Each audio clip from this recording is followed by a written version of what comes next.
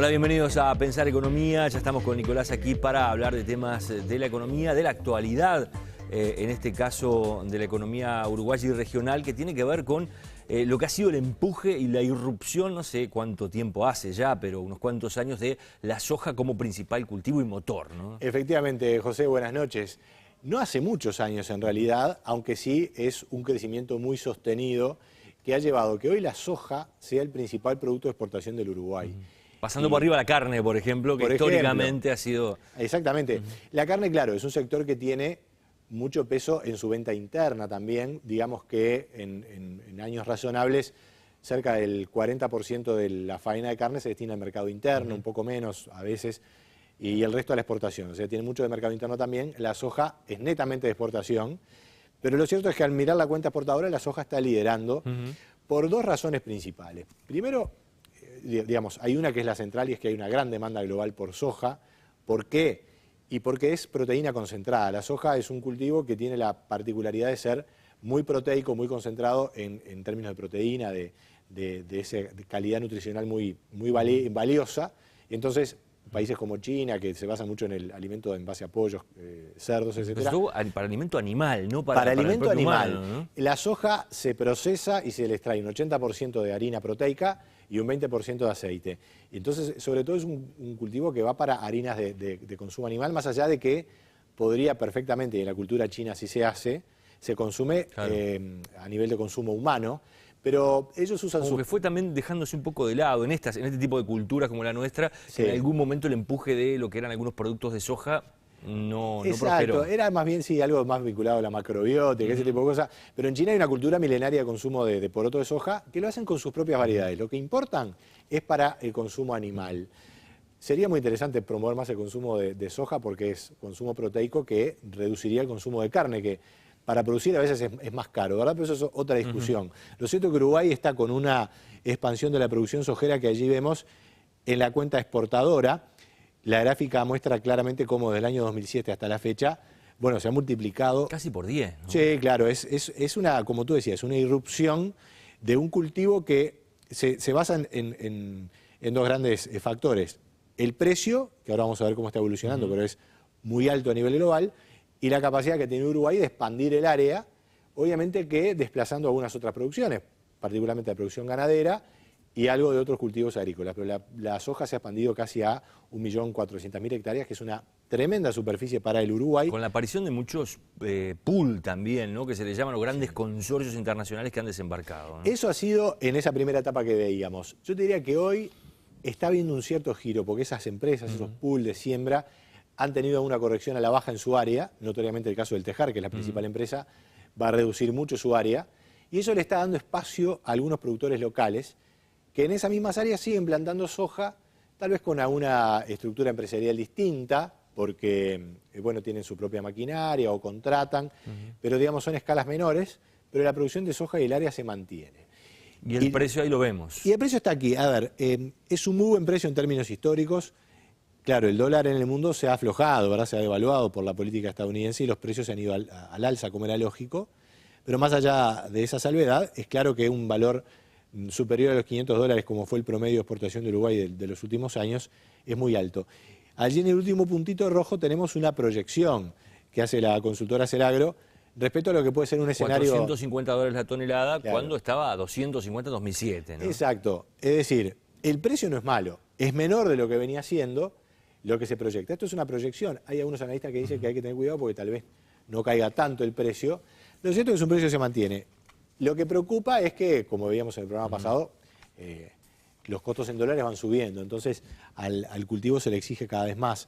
En lo que es soja especialmente no hay tanto problema, pero sí puede haber alguna afectación del trigo, que es el cultivo que rota con la soja y se la complementa. Pero lo cierto es que hay, digamos, el tema de la soja llegó para quedarse, obviamente, en el Uruguay. Hay mucha inversión en tecnología porque todo esto se desarrolla en base a lo que es biotecnología. La soja es un transgénico que puede cultivarse, se le puede poner un herbicida y la soja queda... ¿Toda la soja que se está plantando hoy es transgénica acá en Uruguay? Absolutamente, toda.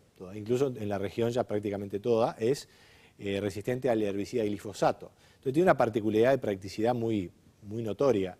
Se planta el cultivo, surgen algunas malezas se le aplica el glifosato, se mueren las malezas y la soja queda digamos, no muere, no la mata el propio herbicida, ¿no? Queda intacta. En realidad intacta es el nombre comercial de una nueva variedad que ahora hay de soja que se va a introducir y que es resistente a insectos. Entonces también allí hay una renovación tecnológica. No vamos a entrar en la discusión de lo que son los transgénicos y los efectos efectos sobre el ser humano, que es otra discusión que también está también hiciste un informe muy interesante respecto a la afectación que hay, las aplicaciones de agroquímicos en la apicultura.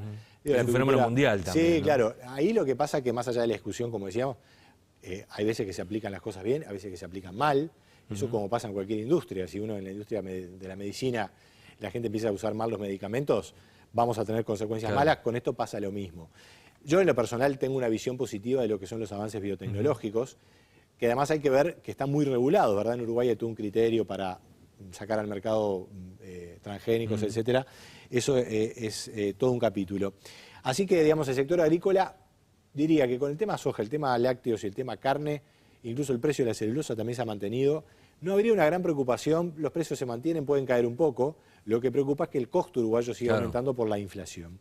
Hablando de la situación de la economía y cambiando de tema, queríamos compartir con los televidentes de Canal 20 la actualización de cómo vienen los temas del comercio, porque aquí también, como analizamos para la industria del programa pasado, hay diversidad de situaciones. La Cámara de Comercio informó los datos al segundo trimestre del año, es decir, al cierre del mes de junio. Comparación del segundo trimestre contra segundo trimestre del 2012. Ahí está. Para evitar cuestiones estacionales, se compara con el mismo periodo del año pasado. Estos son las ventas en términos reales, es decir, en pesos descontada la inflación. Y hay situaciones muy contrastantes. Por ejemplo, vemos que avanzan mucho, siguen aumentando las ventas de automóviles. Sí, para quienes decían que se iba a frenar o congelar la venta de 0 kilómetros. Por ahora, no.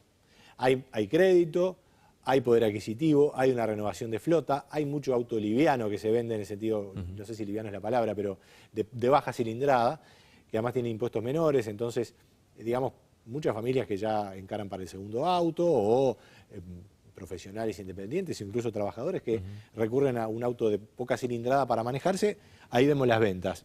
Servicios informáticos es más estructural, sigue aumentando porque hay una adaptación permanente de los temas de informática. Electrodomésticos aumentó, pinturerías, un ejemplo entre varios de los que anduvo bien.